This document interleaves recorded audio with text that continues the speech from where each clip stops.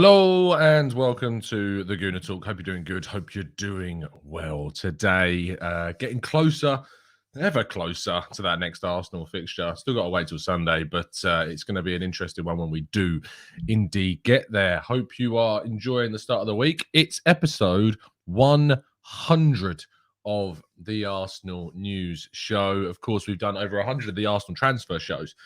And now we've done over 100. Well, not over 100 because this is the 100th. Don't want to get involved with people's maths. Maths teachers might be watching. But this is the 100th episode. So thank you to everybody in the chat box. Let us know if you've been tuning in for nearly, if not all of the 100 Arsenal news videos that we have done. It's mad to think that this show started out as just, no one's really doing like an early morning UK time show. Let's do that, and we have, and it's gone really, really well. And you guys have lapped it up and really enjoyed it. And so thank you to everybody that's continued to tune in, and will continue to tune in as well. I know this is one of the best communities that you can find in the Arsenal sphere, and the Discord server as well, where our members are too. It is one of the best also. So thank you again. It means a lot that you tune in and drop likes on all the videos and subscribe when you're new as well. As always, Matt G, good morning to you, to Anthony Afs. I have to say, Matt G has probably been, if there's anyone that's as committed to being first in the chat box of these 100 shows, Matt G is definitely up there. AV, good morning to you. Skynet, Stevie, Olu, plenty of the people I also recognise tuning in very early in the morning. Peony Wayne, Chris, Bradley, MFB, Bobby's in the chat box as well. We've got Martin and Adama and Liam and Kevin, John T, GGT for you, Adam, Mike, Rich Kanu. We've got Gooner Boy, Stephen, good morning from Burma. Wow, that's quite crazy. Is it still called? But I thought it was called Myanmar, or has that changed? That's just my geographical head going a bit weird, but you'll have to let me know. Good morning, Jacob. Good morning, Simi. Good morning to Henry, and thank you for all the kind messages in the chat box as well.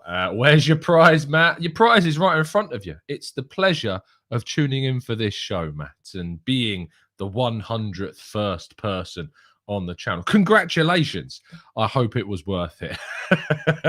Let's crack on with the stories. As always, please do go subscribe to the Arsenal Way. Hope you're doing good. Hope you are doing well, and make sure that you do subscribe to the Arsenal Way. We're on our way over there to 10,000 subs, which is amazing considering we started the channel in end of August, start of September.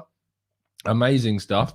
We're really pushing hard to try and get to that 10,000 mark before the end of the season, and some really hard work's gone into making that channel, and I hope you appreciate the content. But Belly and Chris will be live over there at 9:30 a.m.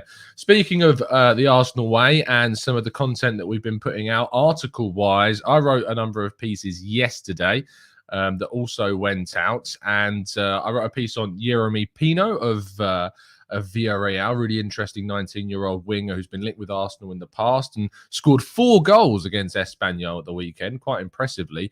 Certainly someone that maybe Arsenal would look to, young profile, winger, diminutive, could be a Pepe replacement. So I wrote about the possibility of Arsenal revisiting their interest in the player and how it would cost them significantly more a year later. Partey and Fabian Ruiz, and certainly an interesting piece about how Partey can basically learn from Fabian Ruiz's shooting techniques after Fabian scored a great goal for Napoli in their 2-1 win over Lazio.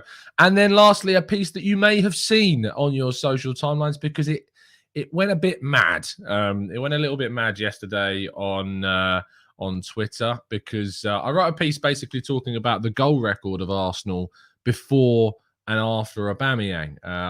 In 14 games, we've scored 18 goals with Aubameyang in the Premier League side this season. And in the 9 games since he's been dropped in the Premier League, we've scored 20 goals. So you can kind of see the difference between the two there. Yes, they're very small sample sizes, but it is a small insight into what's been going on. And the fact that he's doing really well at Barcelona doesn't necessarily tell us that we made a mistake. It tells us that it was the right thing to do for both teams. However, that isn't how many people understood it and took it. And there was a lot of Aubameyang stands, as Adam says, with a new crew of stands. Yes, the Aubameyang stands were all over me yesterday. But it was still great to see plenty of discussion going down based off of that article. You can read it if you like. It's my pinned tweet on my personal account at Tom Cantor Media. So if you want to go and have a look at the replies to the tweet as entertainment, you can do that. But do give it a read and let me know what you think in the comments. Moving on to our first story, though, and Arsenal announced yesterday that there would be a 4% increase in ticket prices at Arsenal. The reasoning given for this was mainly basically put down to the losses made during the pandemic and that they were trying to accrue as much money as they could from other avenues, including putting up the fees. Now, this is set to give Arsenal between 2.5 and 3.75 million pounds worth of revenue extra, thanks to that 4% increase. And at the time, my initial reaction when I saw the outcry was like, okay, let's try and approach this from a reasonable perspective first before I lose my head. And my reasonable perspective was, how else are they going to try and generate additional revenue at the moment? And where would people like to see that revenue generated from? And a lot of people responded with some very fair responses and argued about the TV rights deals going and increasing, other areas of Arsenal's revenue increasing.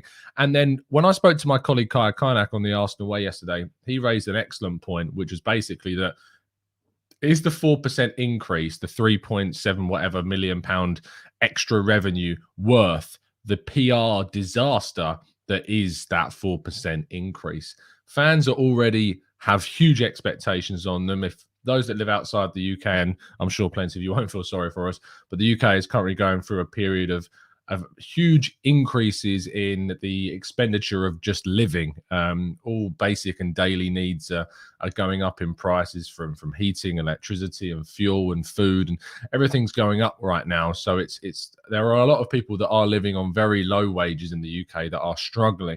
So in the context of that, seeing ticket prices increase for a kind of a very rich club that's getting a lot of money from other avenues, it was a bit of a kick in the teeth. And despite the fact that this came out before they announced the big losses that we'll talk about in a second, it still was a situation that fans felt, wow, really? Is this how we're being treated at this specific time? And yeah, it was a frustration. But if you've been affected by it, and if you're a person who goes week in, week out, then leave your comments in the comment section below about how you felt when you saw that they were raising ticket prices. The other part of this was the losses announced by the club, amounting to around 107 million pounds worth of loss. And this is something that I discussed yesterday evening with Mike from the Gooners pod. And if you want to check out kind of the full breakdown of Arsenal's 2021 finances, we talked through all of the losses. We talked through the 12 million pounds worth of player sales and what that means, the external debt being slashed by the club, the pandemic's impact on, and of course, what this means for the future. We talked about all of that and more. So if you want to get a really in-depth look at the numbers and what it means, and, you know, having it basically made sense because you don't know anything about finances, then go and have a look at that show, because it is a really good insight. And it actually puts a really good positive spin on where we're going, because the projections for 2022 and the finances that will come out in 2022 are looking pretty good. And Mike got this nearly spot on. I think he was only something like £3 million away from getting the overall loss right. He was very, very good with his predictions. So his projections for next year are looking a lot better. And we go into kind of the overall restructuring, what the loan means, the investment that the KSE have put in. And it actually details that KSE have indeed put money into this club. And it kind of explains it in the way of how Chelsea have seen investment over their time since Abramovich has been there. Up until very recently, of course. But if you want to get a full breakdown and understanding of what's going on after you finish watching today's show, go and watch last night's chat with myself and Mike, and we go into all of it over the course of about 45 minutes or so. So a very good listen. Anyway, let's move on to the transfer stories, and there's a couple that we need to discuss. The first is not a player I ever expected to bring up, but in the crazy world of Arsenal transfers, you never can be too ridiculous with seeing links, and a number of stories have emerged claiming that Arsenal are one of the teams that are monitoring the contract situation of Robert Lewandowski. Yes, you heard that right, Robert Lewandowski. It's pretty ridiculous that this is coming out, but It is. And he's a player that obviously at 33, a lot of people have their say about whether or not it'd be the right kind of move. According to 442, Arsenal are one of the number of clubs who may pursue a move for Bayern Munich superstar Robert Lewandowski this summer after an impasse in contract negotiations with the Bundesliga giants was reached. With Lewandowski turning 34 in the summer, the Bundesliga club are hesitant to tie him down to a long-term contract at this stage in his career, which leaves the door open to a summer move. And with that, I think that is probably where I'm going to put today's poll into the chat box. I'm trying to do more of these so that it's a little bit more interactive with you guys in the chat. I know we do a lot of interactions, but when we can put more interactions into the chat, we try and do it. So give me 2 seconds. We're going to put in, would you sign Lewandowski in the summer, where he would then turn 34? There it is. The poll is now live in the chat. You should be able to give that a vote. You may need to refresh your browser for it to come up, but do vote on that poll and let me know whether or not you would sign Lewandowski in the summer, based on the news that contract talks are not going well with Bayern and they could look to cash in for who would then turn 34 in the summer. Our final story of the day is Patrick Schick. Now, there have been reports emanating from France yesterday that Arsenal are monitoring a deal for Patrick Schick. This is good news for me because Patrick Schick is one of the two main targets that I have certainly leaned towards over the last couple of months or so. I've certainly changed my view on Schick, having watched a lot more of him in the last couple of months, and think that his versatility in terms of how he plays, his versatility of characteristics and style would certainly fit into what Arsenal need from a striker. He would add aerial threat. He's still good with the ball at his feet, and he's a very clinical finisher. And all of those things are characteristics that I would want to see as an Arsenal striker. I don't think he's the only one that we would need to bring in, and that's why I pinpoint Jonathan David as the other. And I would like to see both Schick and David brought in as my dream pairing of forwards in the summer of 2022. It's going to be a mad summer window, and we're going to be bringing you morning updates every single day at 8 a.m. So make sure that you're subscribed with those notifications turned on as we get closer to the opening of the summer window, even though it's only the 1st of March. Pancake Day, of course. So make sure that you are subscribed if you're not already. And now we're going to go to the chat box and your questions. So if you've got indeed any questions that you'd like to ask before we wrap things up in today's show, then get those questions into the chat, and we're going to go through as many of them as we can now.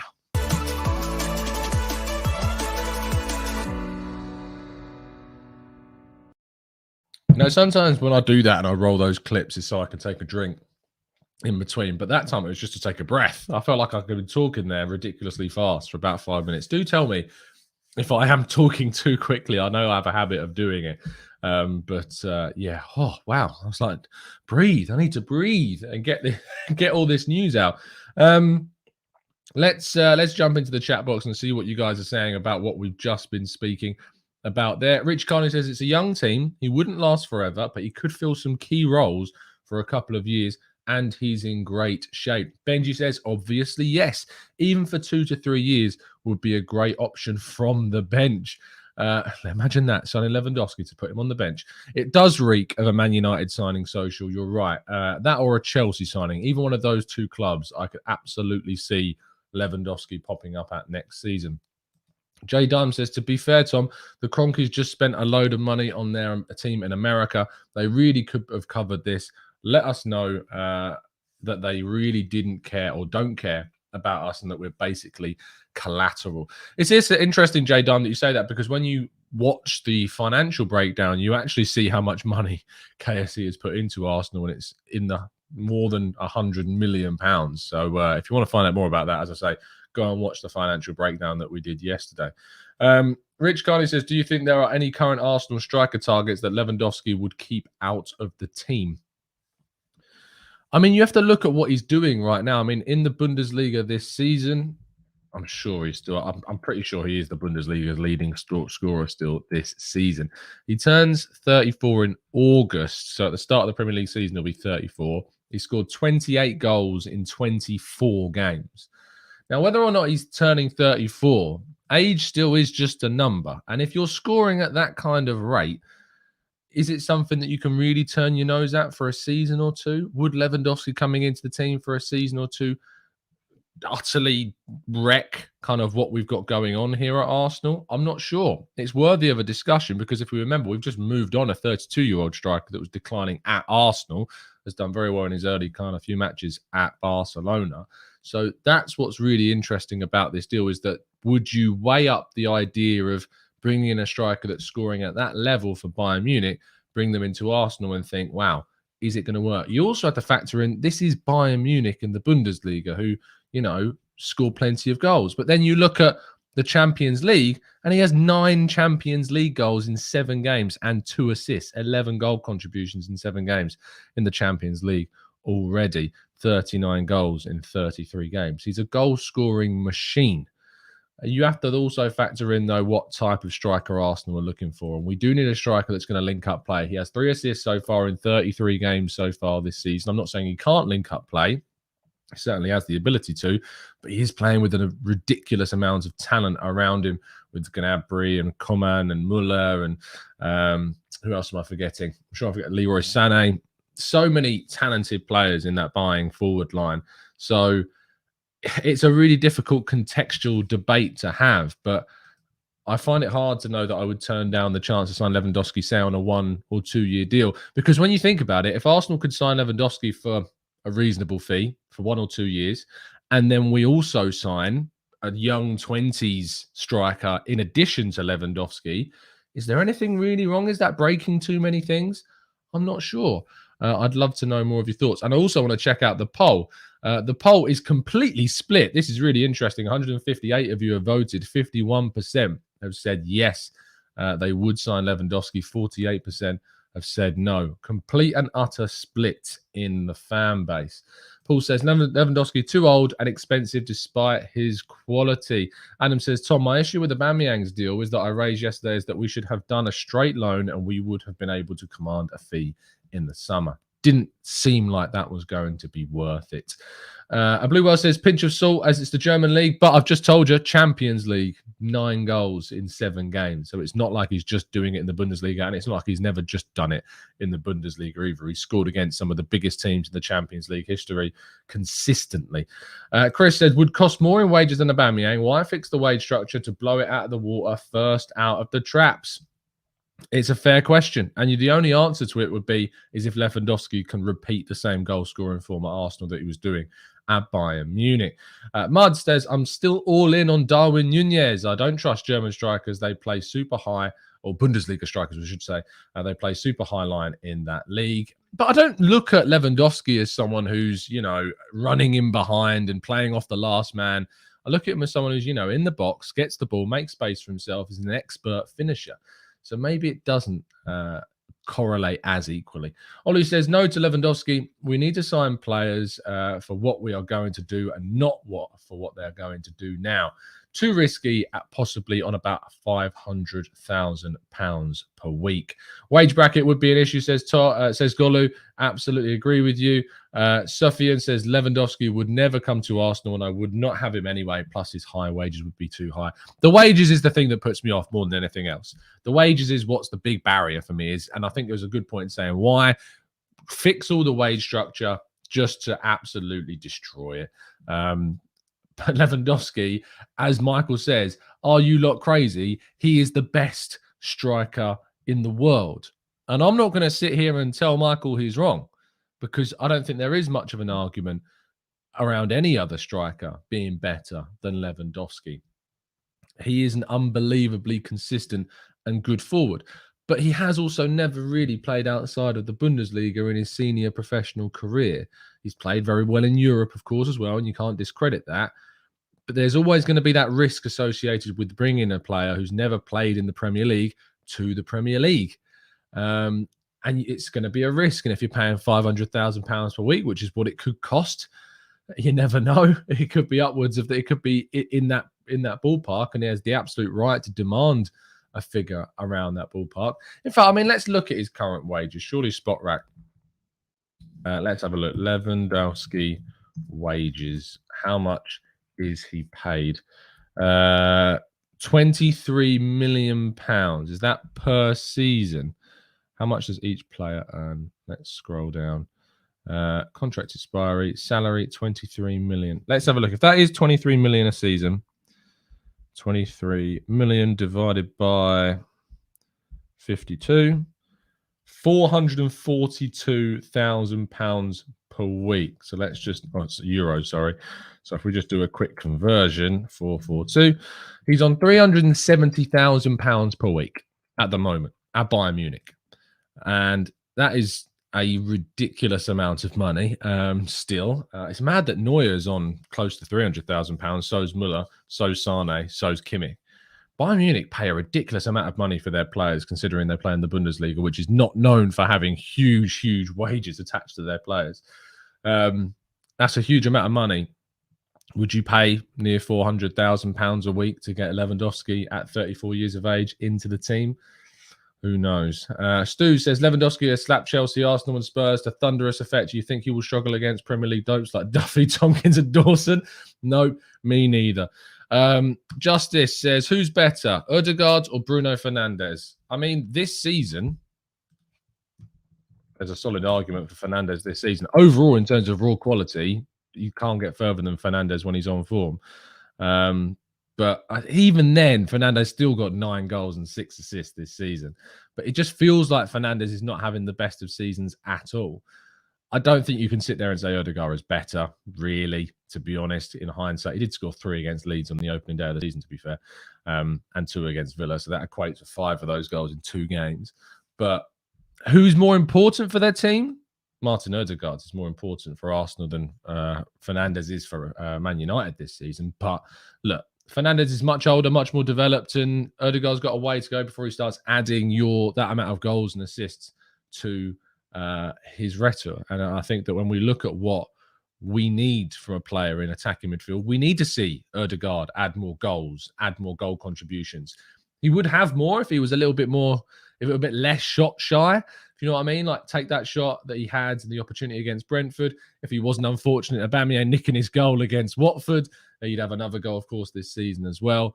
But I think that Odegaard is definitely more important to Arsenal than Fernandes is to Man United at the moment, especially this specific season. Dirk says, apart from the wages, it's an absolute no-brainer. His age isn't a problem. We need to stop thinking players can't play well into their 30s. Latvian Gooner says, I wouldn't. Despite it being Lewandowski, he doesn't fit the Arteta process. He would be solid, but for 1 or 2 seasons, why would Arsenal do it? It would completely tank the wage bill. Manu says, opinion on Joel Pirro. Is my judgment clouded because my love of Dutch young talent developing later in their Plan B striker? My opinion is I don't know who you're talking about, but let's have a quick check. Joel Pirro, Swansea striker. Oh, I've seen someone was talking about this in my chat box yesterday. 22 years of age, 13 goals in 31 championship games. I don't know enough about this guy at all. And I haven't seen enough of Swansea to be able to tell you that he's the right player for us to sign. But hey, championship strikers have started to come up to the Premier League and make an impact. We've seen Watkins do it, Tony to a lesser extent. Perhaps we see Brereton Diaz do it next season as well. Interesting. What's for breakfast? Hot cross buns. This evening is pancakes. That seems like the worst and least healthy day ever. And I am supposed to be on a health kick because of the wedding this summer. But I promise you, Blue Whale, it's just today. It's just today, and then tomorrow we're back on it. It's pancake day. You've got to have pancakes. It's just a rule. It's just what you do. You can't not do it. Yes, the Food and Travel says he is the best and can teach our other signings like David or Isaac. If we get Champions League, we should go for him. Surely people saying no to him are crazy. I'm actually going to put this on Twitter as well as another poll. Would you sign Lewandowski for Arsenal in the summer on £400,000 per week deal for 2 years? Yes or no? And we will revisit this tomorrow morning. That's going to be the plan. Because obviously this poll ends as soon as the thing finishes. But we will revisit this tomorrow morning. 0 days, 23 hours. That's out there. Would you sign Lewandowski for Arsenal in the summer on £400,000 per week for 2 years? Let me know what you think. If you want to go and vote on that, feel free, but you can still vote in our poll in the chat. 226 of you have voted, and yet only 100 of you have liked the video. If you could make sure that you're also pressing the like button if you're voting on our poll at the same time, please make sure you do. But 227 votes, 52% people saying yes, 48% said no. It's still very, very tight. Inga, thank you so much for the donation. That's really, really kind of you. And I know you're an absolute legend and part of course, our Discord server. And you followed up with the question saying, I think we should trust the process and don't sign quite an old man with a huge salary. We need anyone who's listening that's 34 and over is like, oh, Inga, painful.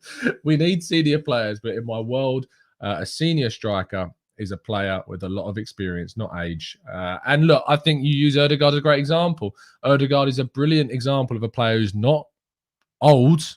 If you want to use 22 as a term for not old, and is still very, very experienced.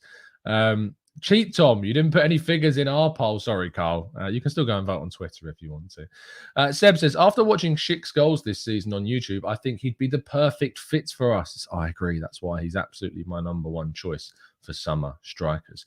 Manu says, surprises me that the opinions are so mixed on this. I'd even take him if he were injured for his entire contract. We need someone like him in the squad. Christopher says, Tom, should we sign Szoboszlai as Xhaka's? No, not as Xhaka's replacement. He doesn't play in Xhaka's position. If you want to sign him, you're looking at playing him where Emil Smith-Rowe is currently playing. That's where you would play Szoboszlai.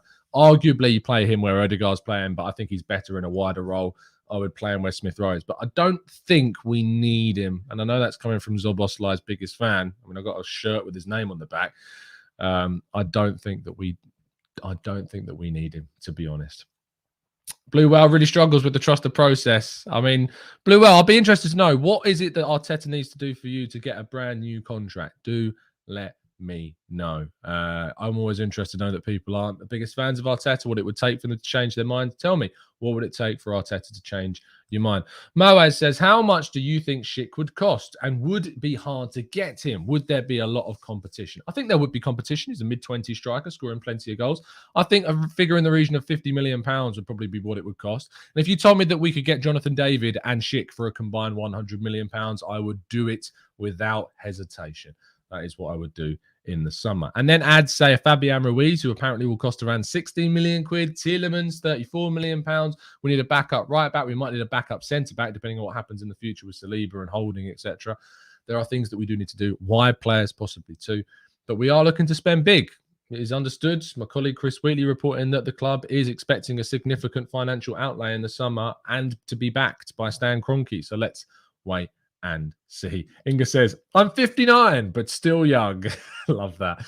Reese says, do you like Nkunku? I would have him as a striker.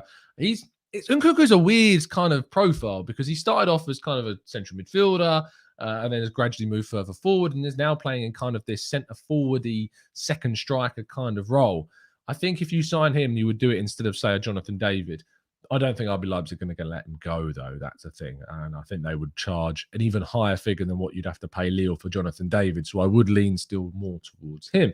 Billy says, sign Lewandowski and a young forward/winger like Aguirre or a David, and it will be a perfect scenario. Giles says, Lewandowski and a young striker like Jonathan David would be great business and not very expensive. That being said, I was the first one to ask you about Joao Felix to Arsenal, and he is my first pick. He's not mine, just isn't up there with my biggest choices, to be fair. I just think that he's so reliant on having another striker next to him. David does play in a system with two strikers, granted, but has played on his own and can play in multiple positions. Joao Felix, I think, is too codependent for my money. But who knows? He could come to Arsenal and utterly prove me wrong. Why do I have a feeling that we're going to go for Tony as one of our options, Abdul? I don't know why you've got that feeling, because I've not seen any links about that at all. Neil says top four is what it would take to change his mind about what's his face, Mikel Arteta. Blue Whale says top four convincingly. Now, because you've put an adverb on there, inconvincingly, to me that tells me that you're giving yourself a bit of a safety net to say that if he gets top four, you can still say no. And I don't respect that. I'm going to be absolutely honest with you. I don't respect that, because if you're putting kind of these broad descriptive terms next to an achievement, it's only because you want to fall back on that and say, well, it wasn't convincing enough for me. Stick your neck out and say, look, I will change my mind if he gets top 4. If he gets top 4, it's an achievement. Whether you get there or not, you get there because you deserve it. And it's as simple as that for me. So none of this convincingly bollocks. Excuse my French at 8:32 in the morning. It's top 4 or it's not. I say we respect all opinions, but I don't respect that. I just don't respect that. You're only saying convincingly to have some kind of fallback.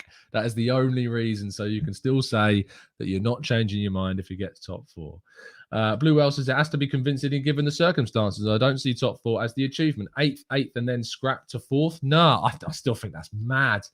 I think you either have to go hard or go home. You either say top 4 is not enough for me, and I want to see us get 3rd, or I want to see us challenge for a title, or the fact he gets sacked if even if he gets top 4. You got to stick your neck out. I don't want any of this. I don't want any of this wishy-washy, fallback kind of opinions. It's a bit weird to be like that on this. I just think it strikes me as someone who's leaving themselves out there to be able to still change their minds.